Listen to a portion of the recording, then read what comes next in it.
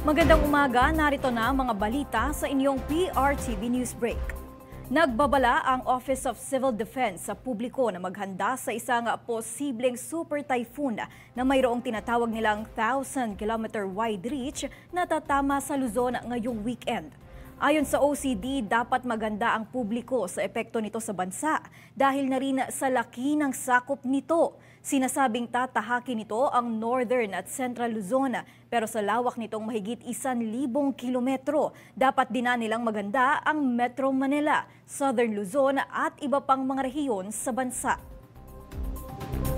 Samantala, itinaas ng Health Department ang Code Blue Alert sa buong bansa kaugnay sa naging pananalasa ng Bagyong Tino at paghahanda sa papasok na Bagyong Uwan. Ayon kay Health Secretary Ted Herbosa, sa ilalim ng Code Blue Alert, naka-heightened alert ang DOH, mga regional office at health facility. Nakadeploy din ng dagdag na health personnel sa evacuation centers at pre-positioned na ang mga gamot at medical supplies. Sa ibang balita, hinikayat ni Tingog Party List Representative Jude Asidre ang publiko, lalo na ang mga kritiko ni late Representative Martin Romualdez na hintayin muna kung may ebidensya bago hatulan ang dating House Speaker.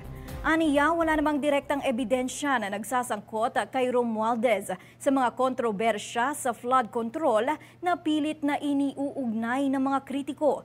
Para kay Congressman Asidre, dapat nakabase sa ebidensya ang pag-aakusa at hindi puro haka-haka, espekulasyon at bukang bibig lang ng mga kalaban sa politika.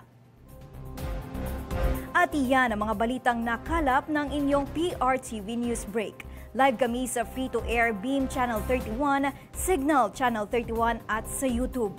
Tumutok din sa aming social media accounts sa Instagram, Facebook at TikTok sa @PRTV Prime Media. Ako si Mari Ocampo. Magandang umaga.